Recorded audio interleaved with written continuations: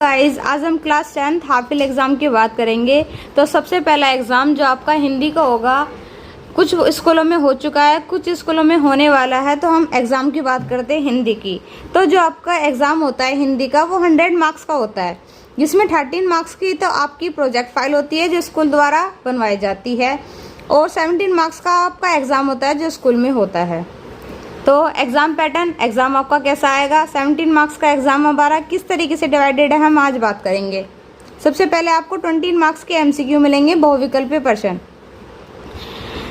Question कैसे आएंगे, जैसे चिंतामणि किसकी रचना है, जयशंकर प्रसाद की या आचार्य रामचंद्र शुक्ल की। तो चिंतामणि या आचार्य रामचंद्र शुक्ल की।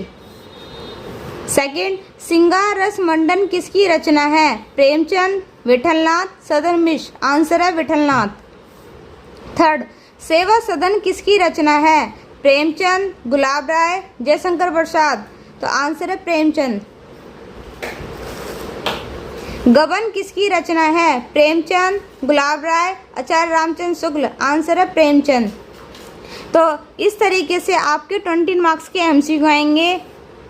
और सेकंड, ब, ये आपके दो खंड में, आपका जो एग्ज़ाम होगा वो दो खंड में होगा, ए और ब। ए भाग में आपके बहुविकल्पीय प्रश्न आएंगे और ब में आपके थ्योरिकल होंगे। तो ब में देखते हैं कैसा आएगा।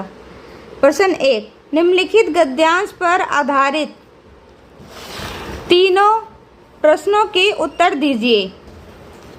तो एक गद्यांश दिया जाएगा आपको, जिसमें आपको उत्तर देने होंगे तीनों के। इसके लिए मैं अलग से वीडियो बना दूंगी, आप देख लेना।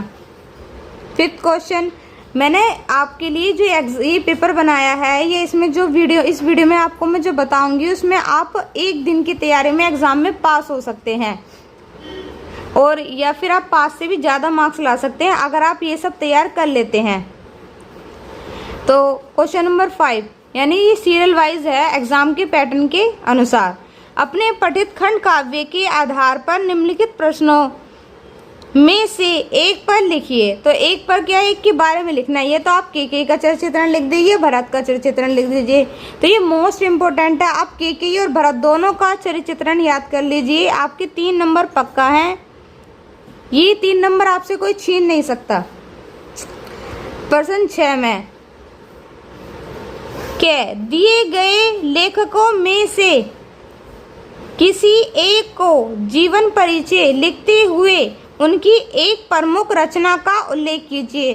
तो आपको एग्जाम में 3 लेखक दिए जाएंगे, 3 लेखक के नाम दिए जाएंगे, उनमें से आपको किसी एक का जीवन परिचय लिखना है, और क्या लिखना है आपको, उसकी रचना बतानी है। तो मोस्ट इम्पोर्टेंट है आचार्य रामचंद्र शुक्ल का जीवन परिचय याद कर लीजिए, और जयशंकर प्रसाद का। एग्जाम में आपको ये जरूर मिलेगा, हो ही नहीं सकता कि इन दोनों में से आपके एग्जाम में ना आए, 100%। प्रश्न 6, यानी ख वाले भाग में किससे आ गया, गद्यांश से आ गया, और ख में आएगा पद्यांश से। दिए गए कवियों में से किसी एक का जीवन परिचय लिखते हुए उनकी एक प्रमुख रचना का उल्लेख कीजिए। तो इसके लिए आपको सूरदास, बिहारी और महादेव वर्मा, इन तीनों का जीवन परिचय तैयार कर लेना है। आपको एग्जाम में इन तीनों में से एक रखा मिलेगा।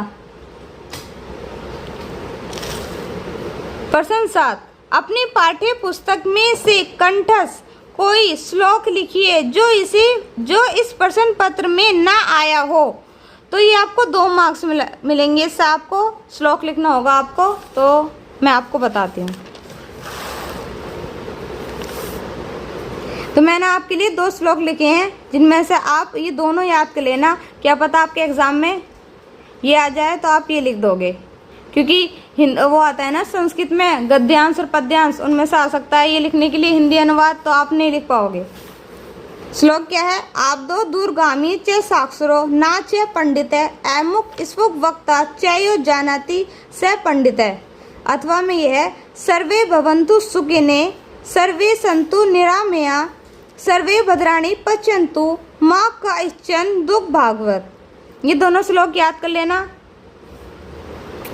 प्रश्न नंबर 9, निम्नलिखित में से किसी एक विषय पर निबंध लिखिए। तो निबंध तो भाई मोस्ट इम्पोर्टेंट है, क्योंकि ये 9 मार्क्स का आएगा। सबसे ज़्यादा नंबर आपको इसी टॉपिक से मिलेंगे, तो इसे जरूर तैयार कर लेना। इसमें आपको किस किस पर निबंध तैयार करना है। पहला है दृश्य प्रेम, देश प्रेम, कोरोना, स्वच्छ भारत अभियान, विज्ञान का चमत्कार। अगर आप इन चारों को तैयार कर लेते हैं तो आपको एग्जाम में कोई एक ज़रूर मिलेगा निबंध।